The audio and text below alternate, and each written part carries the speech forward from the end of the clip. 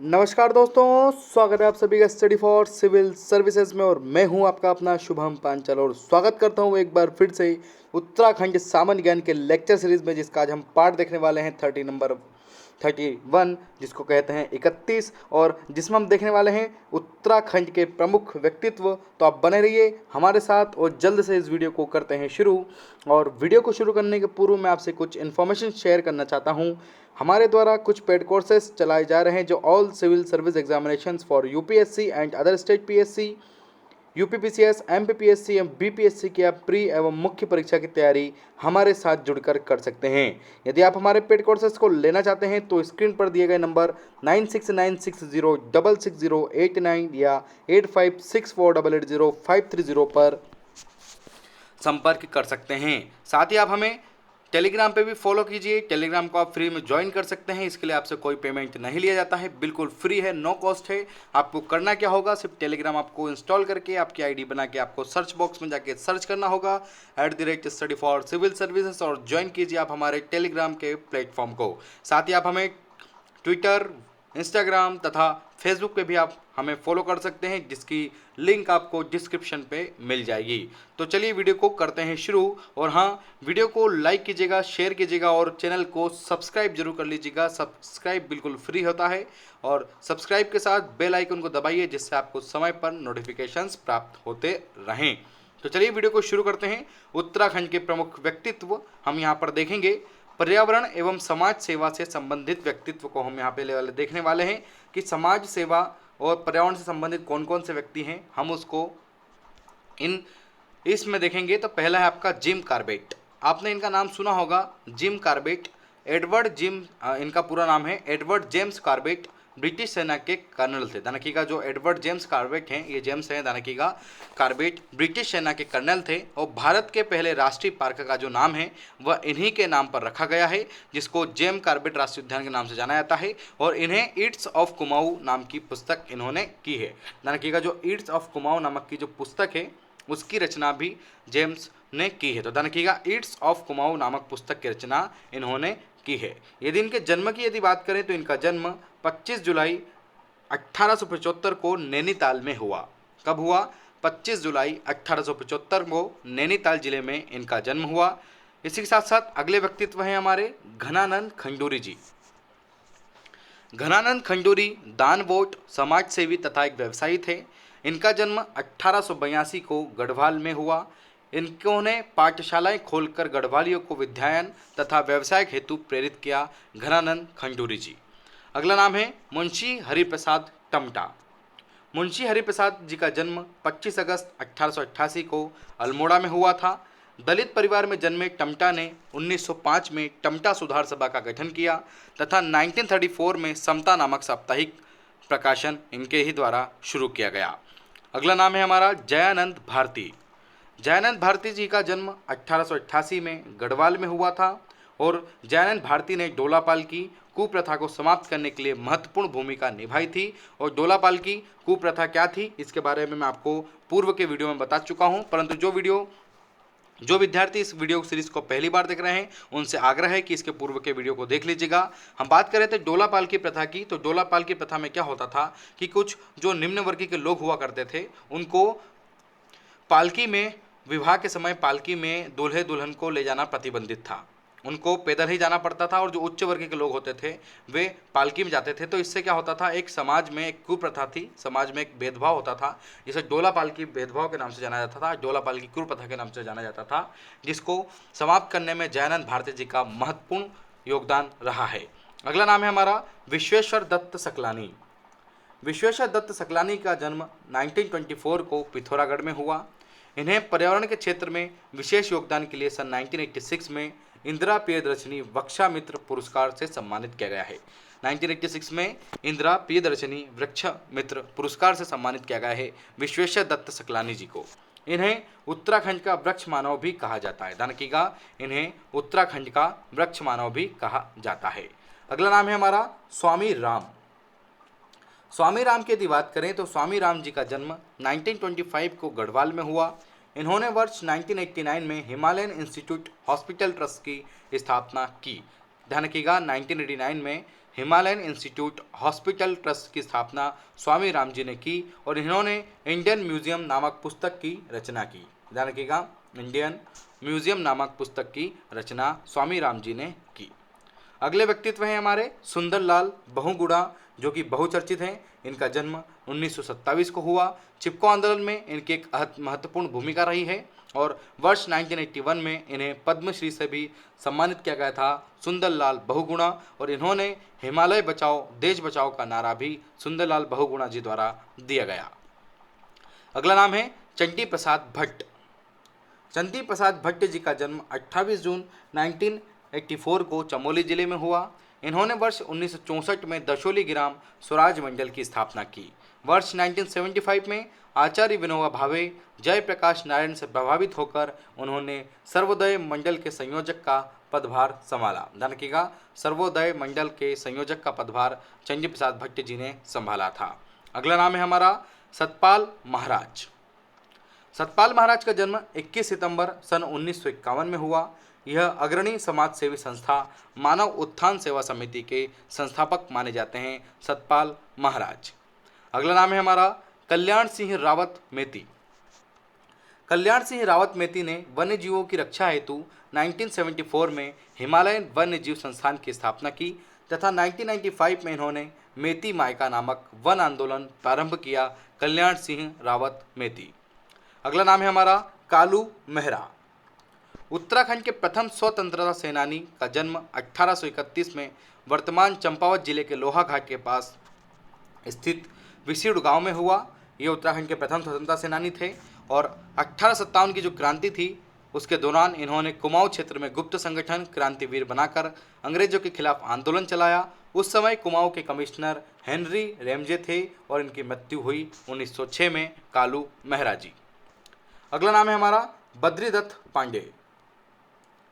बद्रीदत्त पांडे का मूल निवास शिक्षा स्थल अल्मोड़ा था, लेकिन जन्म फरवरी 1982 को कनखल हरिद्वार में हुआ। कहाँ पर हुआ इनका जन्म? कनखल हरिद्वार में बद्रीदत्त पांडे जी का जन्म हुआ। 1913 से वे अल्मोड़ा में प्रकाशित अल्मोड़ा अखबार के संपादक बने। साथ में अंग्रेजी शासन के प्रति 3 और व्यंग्यात्मक लेखों के कारण तत्कालीन डिप्टी कमिश्नर ने अखबार को सन 1918 में प्रतिबंधित कर दिया और प्रति जो तीखे व्यंग्यात्मक थे, 3 नहीं थे, देखिएगा, तीखे जो व्यंग्यात्मक थे, उन तीखे व्यंग्यात्मक के कारण तत्कालीन डिप्टी कमिश्नर ने इनका जो अखबार था 1918 में प्रतिबंधित कर दिया गया। इसके बाद इन्होंने अल्मोड़ा में शक्ति साप्ताहिक का प्रकाशन शुरू किया। इसी के साथ साथ कुली उतार, कुली बेगार, कुली बर्दाश्त आदि प्रथाओं के विरुद्ध आंदोलन में सफल नेतृत्व उनके कुर्मांचल केसरी की पदवी से विभूषित किया गया। अब पूछ लेंगे कुर्मांचल केसरी की पदवी किसको दी थी? तो ध्यान रखिएगा, बद्रीदत्त पांडे जी को कुर्मांचल केसरी की पदवी से सम्मानित किया गया। इसी के साथ साथ स्वाधीनता संग्राम के दौरान वे 5 बार जेल गए और अपने जेल प्रवास में उन्होंने कुमाऊं का इतिहास लिखा। साथ में जीवन में उन्होंने 2 स्वर्ण पदक मिले थे, जिसे उन्होंने 1962 में भारत चीन युद्ध के समय देश की सुरक्षा में कोष दे दिया। साथ ही में 1937 में केंद्रीय असेंबली, 1946 में उत्तर प्रदेश में काउंसलर, 1955 में लोकसभा सदस्य निर्वाचित हुए तथा 13 जनवरी सन 1965 को इनका निधन हो गया। अगला नाम है हमारा हरगोविंद पंत जी।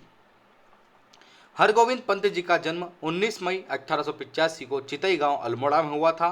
कुमाऊं के कुलीन ब्राह्मणों को द्वारा हल न चलाने की प्रथा को 1928 में बागेश्वर में उन्होंने स्वयं हल चलाकर तोड़ दिया और स्वतंत्रता आंदोलन के दौरान 1930, 1940, 1932 में वे जेल गए। साथ में अल्मोड़ा कांग्रेस की रीढ़ इन्हीं के ही कहा जाता है, तो ध्यान रखिएगा, अल्मोड़ा कांग्रेस की रीढ़ इनको कहा जाता है। और भारत छोड़ो आंदोलन के समय अल्मोड़ा में सबसे पहले इन्हीं को ही नज़रबंद किया गया था। साथ में 1937 में उत्तर प्रदेश असेंबली, 1946 में प्रांतीय असेंबली, 1957 में लोकसभा के लिए निर्वाचित हुए तथा इनका निधन मई 1957 में हुआ। अगला नाम है बैरिस्टर मुकुंदी लाल। बैरिस्टर मुकुंदी जी लाल का जन्म 14 अक्टूबर 1885 को पाटली गांव चमोली में हुआ था। 1913 से 1919 के बीच इंग्लैंड में कानून की पढ़ाई के दौरान इनका तिलक से परिचय हुआ और राजनीतिक सक्रियता में वृद्धि हुई।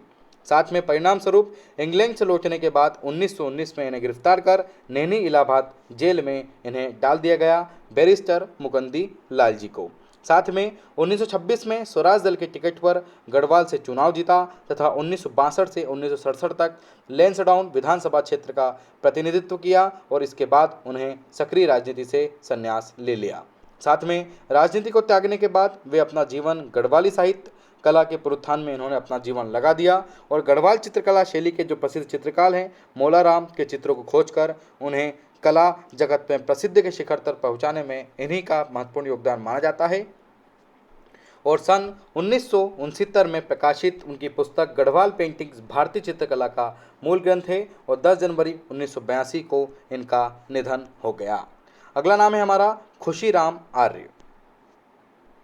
खुशीराम आर्य की यदि बात की जाए तो इनका जन्म 13 दिसंबर 1886 के दोलिया हल्दूचोड़ नैनीताल में हुआ।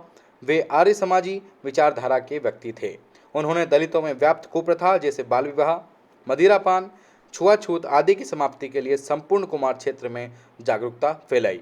शिल्पकार सुधारणी सभा का गठन कर शिल्प विद्यालयों का संचालन खुशीराम आर्य जी के द्वारा किया गया और दलितों को शिल्पकार नाम प्रदान करने में वे अग्रणी रहे।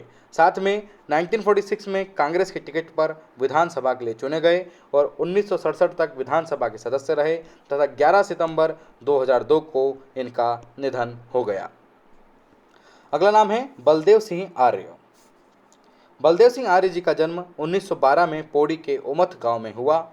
यह एक स्वाधीनता संग्राम सेनानी, लोकप्रिय जनप्रतिनिधि, राजनेता, समाज सेवी, हरिजनोत्थान को समर्पित तथा गांधीवादी विचारक थे। साथ में सर्वाधिक लंबी अवधि तक विधायक और मंत्री पद को सुभूषित करने वाले ये उत्तराखंड के पहले विधायक रहे हैं। सन 1950 में सर्वप्रथम प्रोविजनल पार्लियामेंट के सदस्य मनोनीत हुए। इसके बाद सन 1952, 1957, 1962, 1974, 1980, 1985 में विधानसभा और 1968 से 1974 थोड़ा मिसप्रिंट है 1974 तक विधानसभा परिषद के सदस्य रहे हैं। प्राय सभी बार ये मंत्रिमंडल के भी सदस्य रहे हैं और कई वर्षों तक अखिल भारतीय हरिजन सेवक संघ के उपाध्यक्ष रहे हैं और 1995 में इनका देहांत हो गया। अगला नाम है पंडित गोविंद वल्लभ पंत। पंडित गोविंद वल्लभ पंत जी का जन्म 10 सितंबर 1887 को ग्राम खूंट जनपद अल्मोड़ा में हुआ था और पंडित जवाहरलाल नेहरू ने इन्हें हिमालय पुत्र की उपाधि से विभूषित किया। इनकी प्रतिमा से प्रभावित होकर उनके सहपाठी उन्हें गोविंद वल्लभ महाराष्ट्र कहते थे और 1946 में उन्हें उत्तर प्रदेश के प्रथम मुख्यमंत्री बनने का गौरव प्राप्त हुआ और इस पद पर दिसंबर 1954 तक पंडित गोविंद वल्लभ पंत पाई रहे।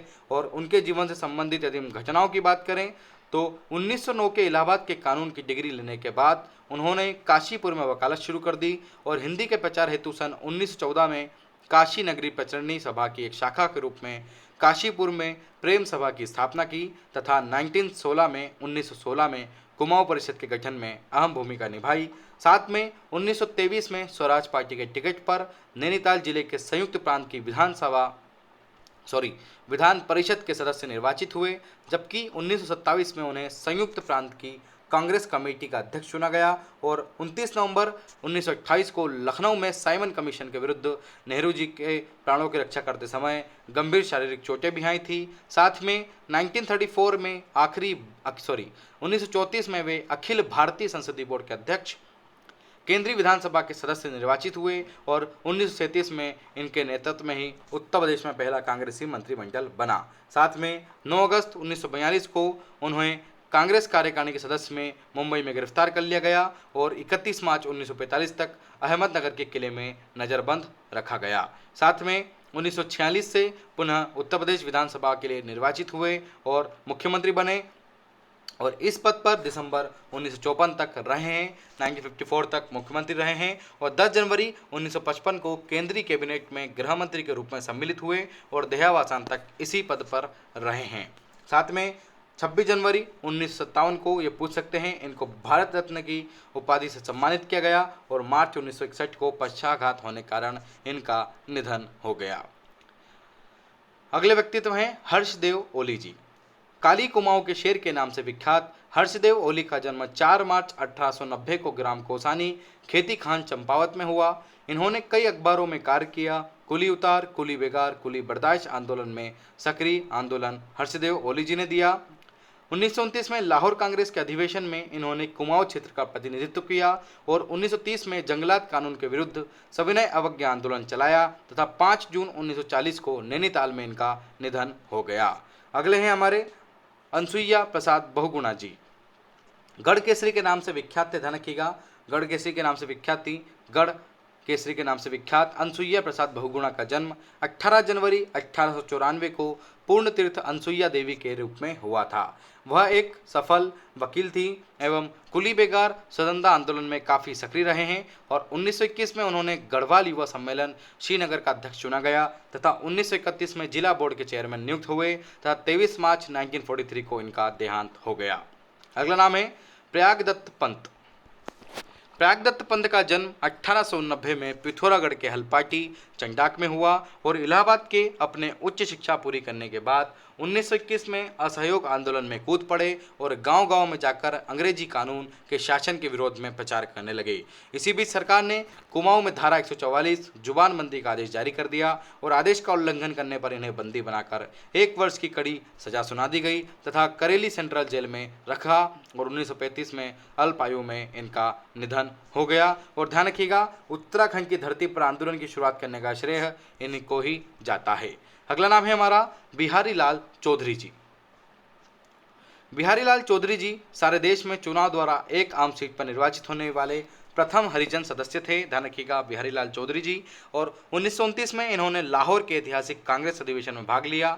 नमक सत्याग्रह में इन्हें 5 अन्य प्रमुख नेताओं के साथ मिलकर गिरफ्तार कर लिया गया। 1936 में प्रांतीय असेंबली के लिए आम क्षेत्र से निर्वाचित हुए। 1937 में संयुक्त प्रांत के कांग्रेसी मंत्रिमंडल का पदारूढ़ हुआ तो चौधरी साहब विजय लक्ष्मी पंडित के संसदीय सचिव नियुक्त किए गए और 1940 में 42 वर्ष की आयु में पूना में इनका निधन हो गया। अगला नाम है हमारा मोहन सिंह मेहता जी।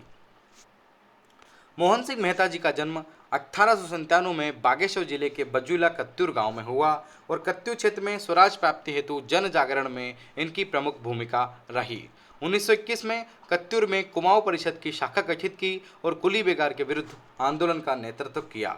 अनाथों के आर्य अनाथालय, ग्राम सुधार समिति, कताई बुनाई प्रचार केंद्र, शिशु पालन समिति जैसे कई सामाजिक कार्यों की बुनियाद रखी तथा उत्तराखंड से जेल जाने वाले प्रथम स्वतंत्रता सेनानी थे और 1957 से 1966 तक उत्तर प्रदेश विधानसभा के सदस्य रहे हैं और 1988 में इनका निधन हो गया।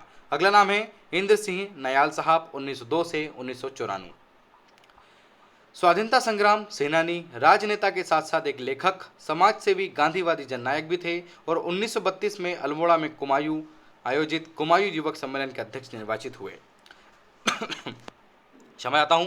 भारत छोड़ो आंदोलन में नैनीताल जिले के कई युवकों पर विध्वंसात्मक कार्यों के कारण इन्हें राजद्रोह का मुकदमा चलाया गया और नयाल जी के उनकी मुफ्त पैरवी कर अपनी निस्वार्थ देश सेवा का इन्होंने परिचय दिया और 1973 में इन्होंने स्वतंत्रता संग्राम में कुमाऊं का योगदान नामक पुस्तक भी इन्होंने लिखी।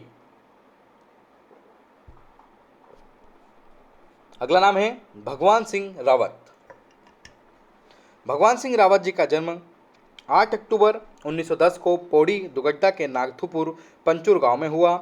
आज़ाद के नेतृत्व वाले हिंदुस्तान समाजवादी प्रजातंत्र संघ के उत्तराखंड से एक मात्र सदस्य थे और 1930 में पुलिस से बचने के लिए आज़ाद व अन्य साथियों को अपने प्रेतक गांव से ले आए और करीबन 1 सप्ताह तक रहे और यहां आसपास जंगल में आज़ाद ने पिस्टल की ट्रेनिंग ली और आज़ाद की शहादत तक उन्होंने अपना फरारी जीवन आज़ाद के साथ व्यतीत किया। उसके साथ विदेश भागने का प्रयास करते समय 1931 में मुंबई में पुलिस द्वारा पकड़े गए और उन पर मुकदमा चलाया गया। सरकार द्वारा दिल्ली षड्यंत्र केस की सुनवाई के लिए गठित ट्रिब्यूनल को भंग किए जाने के परिणाम स्वरूप 1933 में यह रिहा हो गए और दुगड्डा पौड़ी में उन्होंने शहीद मेले की शुरुआत करी, जो कि वर्तमान में भी लगता है और 6 मई 1986 को रुड़की में इनका निधन हो गया।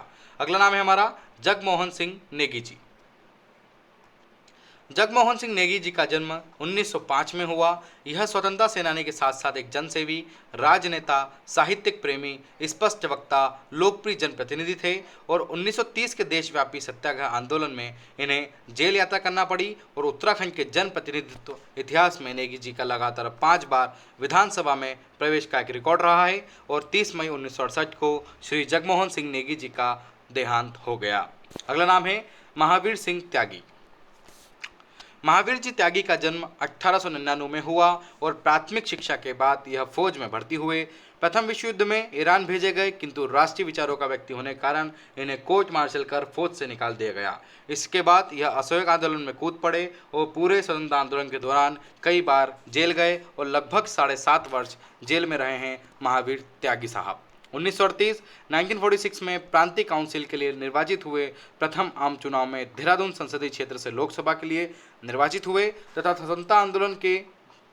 स्वतंत्रता आंदोलन के दिनों इन्हें देहरादून का सुल्तान कहा जाता था और 1923 से लगातार 44 वर्षों तक अखिल भारतीय कांग्रेस कमेटी के सदस्य रहे तथा 1980 में इनका निधन हो गया।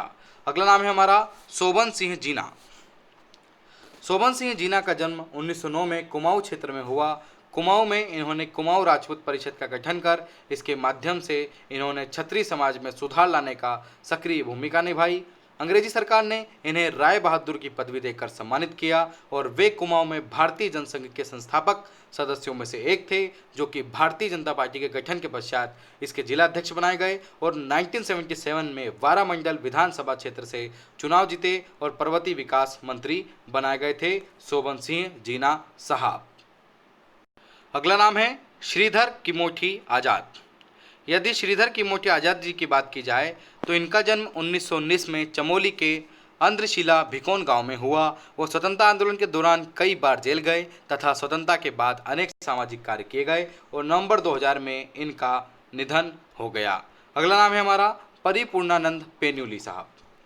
इनका जन्म नवंबर 1924 के टिहरी के छोलगांव में हुआ तथा इन्होंने भारत छोड़ो आंदोलन में सक्रिय भूमिका निभाई। 6 वर्ष तक बंदी जीवन व्यतीत किया। जेल से मुक्त होने के बाद टिहरी राज्य प्रजामंडल में सम्मिलित हुए थे और 1946 में टिहरी में राजद्रोह के मामले में इन्हें 1 साल की जेल और जेल से फरार हो गए और रामेश्वर शर्मा के नाम से दिल्ली में क्रांतिकारी गतिविधियों से जुड़े रहे। साथ में 1949 में टिहरी रियासत के भारत संघ में विलीनीकरण के ऐतिहासिक दस्तावेजों पर हस्ताक्षर करने वाले 3 प्रमुख प्रतिनिधियों में से एक थे और 1977 में पूर्व नरेश मानवेंद्र शाह को पराजित कर सांसद निर्वाचित हुए और दर्जन भर पुस्तकों का लेखन कर चुके हैं, जिनमें से देशी राज्य, जन आंदोलन, नेपाल का पुनः जागरण, संसद और संसदीय प्रक्रिया काफ़ी चर्चित पुस्तकें इनकी है। और साथ में उत्तर प्रदेश हरिजन सेवक संघ के सचिव के तौर पर 1950 के दशक में हरिजनों को श्री बद्रीनाथ, श्री केदारनाथ, गंगोत्री, यमुनोत्री धाम में स्वर्णों के भारी विरोध के बावजूद प्रवेश कराया और 1996 में भारतीय दलित साहित्य अकेडमी ने इन्हें डॉक्टर आम्बेडकर अवार्ड देकर सम्मानित किया। अगला नाम है डॉक्टर भक्त दर्शन। भक्त दर्शन जी का जन्म 12 फरवरी 1912 को पौड़ी जिले के भेराड़ गांव में हुआ। 14 जनवरी 1921 को बद्रीनाथ पांडे के नेतृत्व में जब कुली बेगार प्रथा का अंत किए जाने के लिए कुली बेगार रजिस्टर को सरयू में बढ़ाया गया, तब इस घटना से प्रभावित होकर 44 वर्षीय भक्त दर्शन ने जीवन भर खादी पहनने, विदेशी वस्तुओं के बहिष्कार का पत्र लिया और स्वतंत्रता आंदोलन के दौरान गांधी जी के संपर्क में आने के बाद इन्होंने अपने नाम के आगे से जातिवादक शब्द भी हटा दिया और जीवन पर्यंत केवल भक्त दर्शन से ही बने रहे।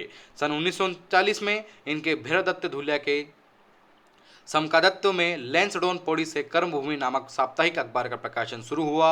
इन्होंने कुल 4 बार गढ़वाल से लोकसभा में प्रतिनिधित्व किया। बाद में कानपुर विश्वविद्यालय के कुलपति, उत्तर प्रदेश हिंदी संस्थान के उपाध्यक्ष रहे हैं और 12 वर्षों के प्रयासों के बाद इन्होंने गढ़वाल की दिवंगत विभूतियाँ नामक पुस्तक लिखी और इनके अलावा सुमन स्मृति ग्रंथ, कलाविद मुकुंदलाल बेरिस्टर स्मृति ग्रंथ, स्वामी रामतीर्थ स्मृति ग्रंथ इन्हीं के द्वारा लिखे गए। अगला नाम है हमारा बहुचर्चित श्रीदेवी सुमन जी। श्रीदेवी सुमन जी का जन्म मई 1916 में टिहरी के जोलगांव में हुआ। इन्होंने देहरादून के हिंदू नेशनल कॉलेज में पढ़ाते हुए उच्च शिक्षा में कई डिग्रियां ली और 1930 में 14 वर्ष की अल्प आयु में इन्होंने देहरादून में नमक सत्याग्रह में भाग लिया तथा 15 दिनों तक यह जेल में रहे। सन 1938 में श्रीनगर में आयोजित राजनीतिक सम्मेलन जिसमें नेहरू, विजयलक्ष्मी पंडित आदि नेताओं ने भाग लिया और इन्होंने गढ़वाल के दोनों खंडों की एकता पर जोर देते हुए कहा था कि यदि गंगा हमारी माता होकर भी हमें आपस में मिलने के बजाय दो हिस्से में बांटती हैं तो हम गंगा को काट देंगे। ध्यान रखिएगा, मतलब इनका कोटेशन था कि यदि गंगा हमारी माता को होकर भी हमें आपस में मिलने से बजाय दो हिस्सों में बांट रही है तो हम गंगा को काट देंगे। इनका प्रमुख बोल सकते हैं कि एकता को जोर देते हुए नारा था। और 23 जनवरी 1939 को देहरादून में टिहरी प्रजामंडल की स्थापना के बाद इन्होंने इस संगठन को नई दिशा प्रदान करी और इनका विचार था कि यदि हमें मरना ही है तो अपने सिद्धांत, अपने विश्वास की सार्वजनिक घोषणा करते हुए मरना श्रेष्ठकर होगा। साथ में फरवरी 1939 में जवाहरलाल नेहरू की अध्यक्षता में लुधियाना पंजाब में आयोजित अखिल भारतीय देशी राज्य लोक परिषद में श्रीदेव इन्होंने प्रजामंडल के प्रतिनिधित्व के रूप में भाग लिया। इन्हें हिमालय प्रांतीय देशी राज्यों का सच्चा प्रतिनिधित्व माना गया। सन 1942 में प्रजामंडल की सफलता के लिए सेवाग्राम वर्धा में महात्मा गांधी से मिलने आए और वापस आने पर टिहरी राज्य की पुलिस ने इन्हें राज्य की सीमा से बाहर निकाल दिया। साथ में 27 दिसंबर 1943 को जब इन्होंने पुनः प्रवेश करना चाहा तो 30 दिसंबर 1943 को टिहरी कारागार में बंद करके इन्हें यातनाएं दी जाने लगी और माफ़ी मांगने के लिए बाध्य किया, परंतु सुमन जी ने उत्तर दिया, तुम मुझे तोड़ सकते हो परंतु मोड़ नहीं सकते। बहुत अच्छा कोटेशन था सुमन जी का, तुम मुझे तोड़ सकते हो मोड़ नहीं सकते।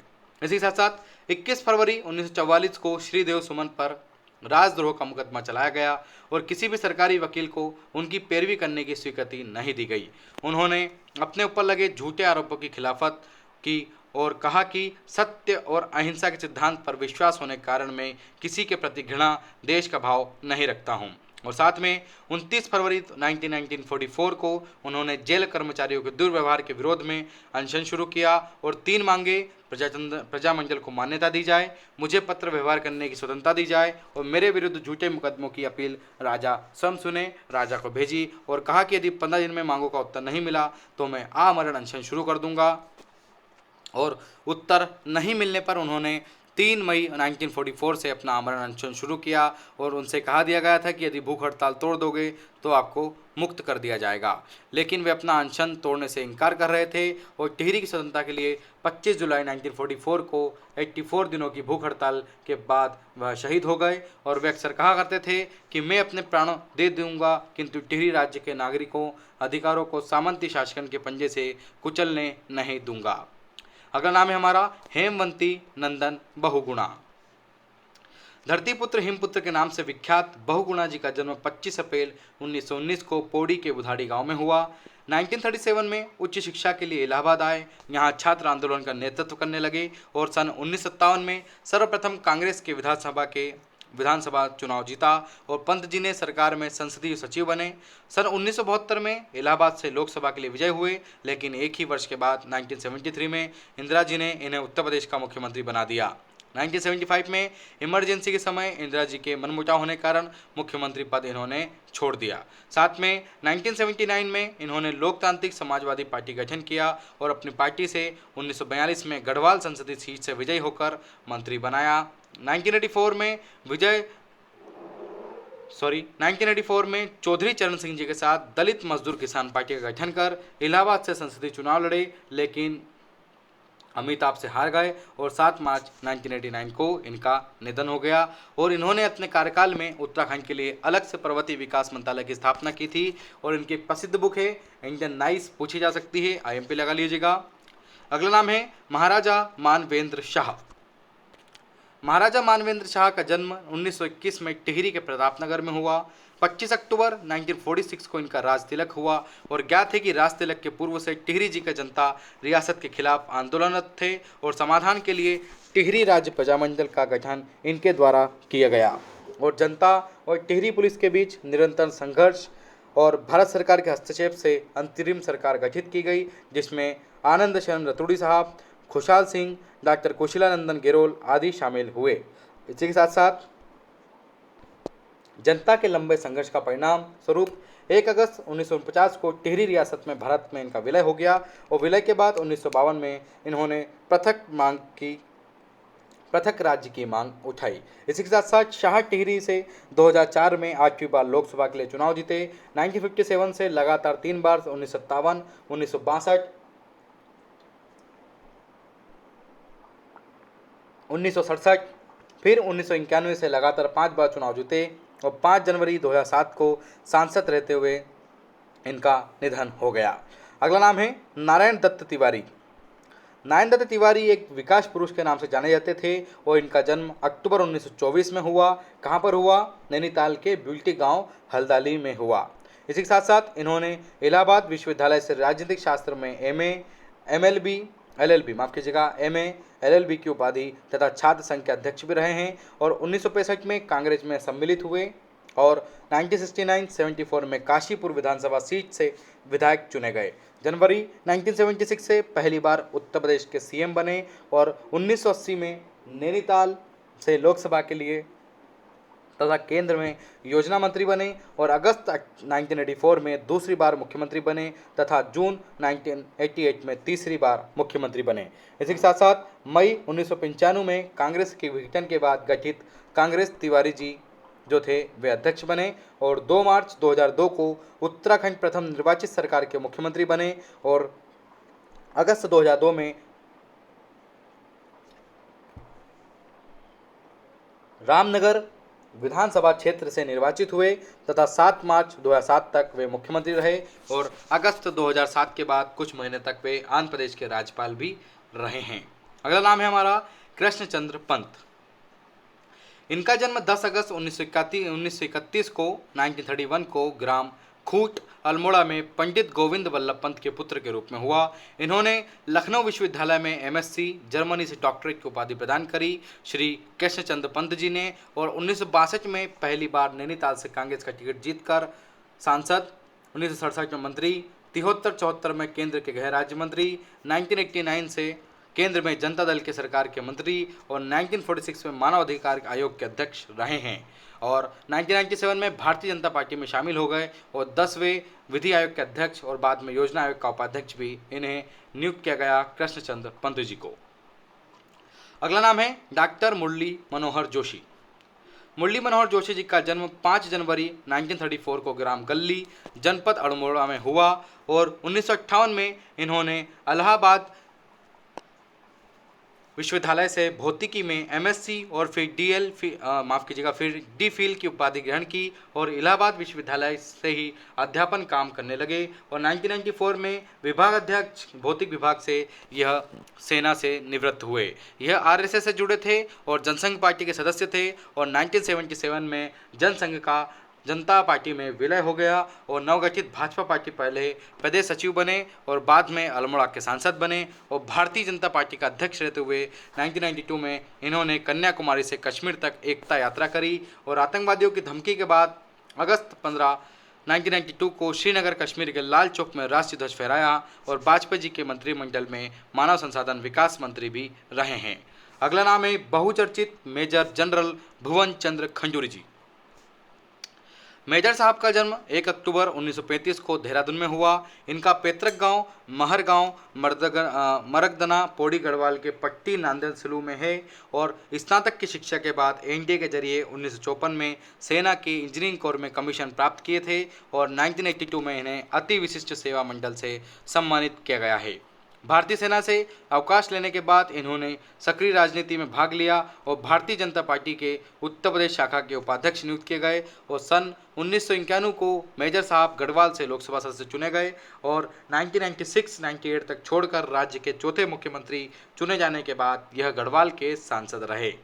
8 मार्च 2007 को इन्होंने मुख्यमंत्री पद की शपथ ग्रहण की और सितंबर 2007 में धमाकोट की विधानसभा से उपचुनाव इन्होंने जीता। तो ये थे उत्तराखंड के कुछ प्रमुख व्यक्तित्व जिसमें हमने राजनीतिक से संबंधित कुछ व्यक्तित्व को यहाँ पर देखा। आइए शुरू करेंगे उत्तराखंड के प्रमुख वैज्ञानिक। पूछे जाते हैं नैन सिंह रावत साहब। नैन सिंह रावत साहब का जन्म 1830 में पिथौरागढ़ के मिलम नामक स्थान पर हुआ। इनके महत्वपूर्ण सर्वेक्षण की यदि बात की जाए तो 1967 में तिब्बत हिमालयन आदि के ब्रिटिश शासन द्वारा जहांगीर और कंपोनियन ऑफ इंडिया अंपायरश अलंकरण इन्हें प्रदान किया गया। अगला नाम है sir Ronald Ross. Sir Ronald Ross का जन्म 1857 को अल्मोड़ा में हुआ। वर्ष 1902 में इन्होंने एनाफिलीज मच्छर की खोज के लिए नोबेल पुरस्कार प्रदान किया गया। अगला नाम है देवी दत्त पंत, जिनका जन्म 1919 को पिथौरागढ़ जिले के दयारोड़ी गांव में हुआ। इन्होंने देव सिंह बिष्ट राजकीय कॉलेज नैनीताल में फोटो फिजिक्स की स्थापना की तथा थोड़े से उपकरणों की सहायता से प्रकाश मिति पर शोध भी किया देवी दत्त पंत ने। अगला नाम है डॉक्टर दीवान सिंह भाकुनी। उत्तराखंड के विख्यात औषधि वैज्ञानिक डॉक्टर दीवान सिंह भाकुनी का जन्म 1930 में हुआ। आकृति केंद्रीय औषधि अनुसंधान संस्थान के महानिदेशक भी रहे हैं और औषधि विज्ञान के क्षेत्र में योगदान के लिए शांति स्वरूप भटनागर पुरस्कार से सम्मानित डॉक्टर दीवान सिंह भाकुनी जी को किया गया।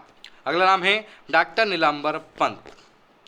नीलांबर पंत अंतरिक्ष वैज्ञानिक डॉक्टर नीलांबर पंत का जन्म 25 जुलाई 1931 को हुआ। कहाँ पर हुआ? अल्मोड़ा में हुआ। यह पद्मश्री प्राप्त करने वाले उत्तराखंड के वैज्ञानिक थे। इन्होंने 1977 में भारतीय अंतरिक्ष अनुसंधान संस्थान इसरो के अंतरिक्ष प्रायोगिक केंद्र अहमदाबाद का अध्यक्ष नियुक्त किया गया था। अगला नाम है कर्णावती जी। कर्णावती जी थी जो गढ़वाल नरेश की महपति शाह की पत्नी थी। इन्होंने नाक कटवा देने की प्रथा प्रारंभ की थी और इन्हें नाक कटी के नाम से भी जाना जाता था कर्णावती को। और इन्होंने शाहजहां के शासनकाल में नजावत खां के नेतृत्व वाली मुगल सेना को बुरी तरह पराजित किया। अगला नाम है तिलू रोतेला। तिलू रोतेला का जन्म 17वीं शताब्दी में पौड़ी के गुरान गांव में हुआ। यह अपूर्व शौर्य, संकल्प और साहस की धनी महिला थी। इन्हें गढ़वाल के इतिहास में झांसी की रानी के नाम से भी जाना जाता है। अगला नाम है श्री कृष्ण जोशी।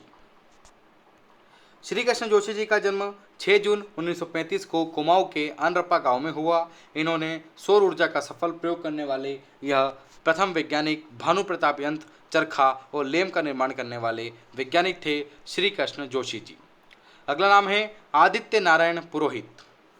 आदित्य नारायण पुरोहित कृषि वनस्पति वैज्ञानिक थे और इनका जन्म 1940 को चमोली जिले में हुआ।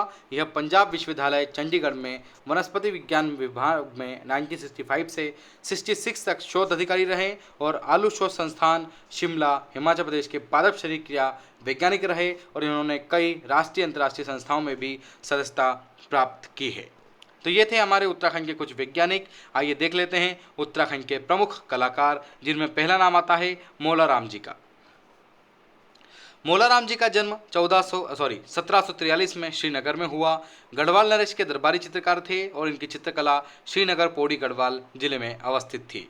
मोलाराम जी की जो गढ़ राजवंश में ब्रज भाषा के श्रेष्ठ रचना है, ध्यान रखिएगा, गढ़ राजवंश है वह ब्रज भाषा में मोलाराम जी की रचना है और वे चित्रकार के साथ हिंदी, फारसी, संस्कृत के विद्वान लेखक थे और यह मनमन पंथ भी इन्हीं के द्वारा चलाया गया था। अगला नाम है नारायण सिंह थापा धामी। नारायण सिंह थापा का जन्म 1924 के पिथौरागढ़ के महर गांव में हुआ। ये सिनेमेटोग्राफी के कलाकार थे और ये हिमालय पर 7 डॉक्यूमेंट्री नारायण सिंह थापा द्वारा बनाई गई थी और पहली जो डॉक्यूमेंट्री थी उसमें मित्रता की यात्रा थी और डिब्रूगढ़ की बाढ़ इनकी एक प्रमुख उल्लेखनीय डॉक्यूमेंट्री मानी जाती है। अगला नाम है यशोधर मठपाल। यशोधर मठपाल का जन्म 1939 को अल्मोड़ा के आम में हुआ और इन्होंने नैनीताल के भीमताल में अपने प्रयासों से लोक संस्कृति संग्रहालय की स्थापना करी और इनका योगदान काष्ठ शिल्प पर रहा है। अगला नाम है नरेंद्र सिंह नेगी जी। नरेंद्र सिंह नेगी गढ़वाली गायन से संबंधित है। इनका जन्म 1949 को पौड़ी में हुआ। 70 के दशक के गढ़वाली गीत लेखन एवं गायन से संबंधित रहे हैं और नरेंद्र सिंह गढ़वाली लोकगीतों के शीर्ष कलाकार भी माने जाते हैं। अगला नाम है उत्तम दास। उत्तम दास का जन्म 1960 में हुआ। उत्तराखंड के ढोल सागर के एकमात्र ज्ञाता हैं और इन्हें इस विधा में राष्ट्रीय पुरस्कार भी प्राप्त हुआ है। अगला नाम है जुबिन नौटियाल साहब। जुबिन नौटियाल 4 जून 1990 को देहरादून में जन्मे और हिंदी फिल्मों के प्रसिद्ध गायककार रहे हैं। जुबिन नौटियाल और 2014 तक अब तक 50 हिंदी फिल्मों में गीत गा चुके हैं जुबिन नौटियाल साहब। और बजरंगी भाईजान में जो फिल्म है जिंदगी कुछ तो बता, इनके वर्ष 2015 में इन्होंने मिर्ची म्यूजिक अवार्ड भी जुबिन नौटियाल साहब ने जीता। ये थे कुछ संगीतकार, कुछ हमने देखे। आइए देख लेते हैं उत्तराखंड की प्रमुख महिलाएं। पहला नाम है जिया रानी। जिया रानी कुमाऊं की न्याय की देवी, कुमाऊं की लक्ष्मीबाई 14वीं शताब्दी हकीकत कत्तूरी राजा प्रीतम देव की पत्नी थी। इन्हें पिंगला और प्योला के नाम से जाना जाता था। जिया रानी ने रोहिल्लों और तुर्कों के आक्रमण का सामना वीरतापूर्वक किया। अगला नाम है गोरापंत शिवानी। गोरापंत शिवानी को कुमाऊनी परिवार में जन्मी थी और 1923 में यह जन्मी थी और एक साहित्यकार थी। हिंदुस्तान पत्रिका की जो संपादक थी मृणाल पांडे इन्हीं की पुत्री हैं और इन्होंने विषकन्या, कैंजा, 14 फेरे, भैरवी, गहरी नींद, करिए क्षमा आदि की प्रसिद्ध रचनाएं लिखी हैं गोरापंत शिवानी ने। अगला नाम है टिंचरी माई। टिंचरी माई का वास्तविक नाम ठगुली देवी था। इन्होंने गढ़वाल में शराब के नाम पर चल रही टिंचरी का विरोध किया। इसका कारण इनका नाम टिंचरी माई के रूप में प्रसिद्ध हुआ। इन्होंने जन समस्याओं पर भी विशेष ध्यान दिया। लगभग 80 वर्ष की आयु में 19 जून 1992 को इनका देहांत हो गया। अगला नाम है सुप्रसिद्ध गोरा देवी जी, जिनका वर्ष 1925 को लाता टिहरी में हुआ। 1974 में इनके नेतृत्व में जो गांव महिलाएं थी वन काटने आए जो ठेकेदार थे वह पेड़ काटने से रोकने के लिए पेड़ों से चिपक गई थी और आपको ज्ञात होगा चिपको आंदोलन के संबंधित इन्हें चिपको वुमन के नाम से जाना जाता है और 1986 में वृक्ष मित्र पुरस्कार से इन्हें सम्मानित किया गया है और इनका निधन जुलाई 1991 में हुआ है। अगला नाम है खुशीला डोभाल। खुशीला डोभाल का जन्म 1928 में उत्तराखंड में हुआ। यह उत्तराखंड की प्रथम महिला कुलपति बनी। इन्होंने गढ़वाल विश्वविद्यालय की कुलपति के तौर पर 1971, 1984-85 में कार्यभार संभाला सुशीला डोभाल जी ने। अगला नाम है मृणाल पांडे। मृणाल पांडे का जन्म 1946 को टीकमगढ़ में हुआ, लेकिन संपादक, पत्रकार, मूर्तिशिल्प, संगीतज्ञ, हिंदुस्तान संगीत जैसी विधाओं में पारंपरिक मृणाल पांडे ने दूरदर्शन में अपना योगदान दिया है। वो वर्तमान में यह हिंदुस्तान के संपादक हैं।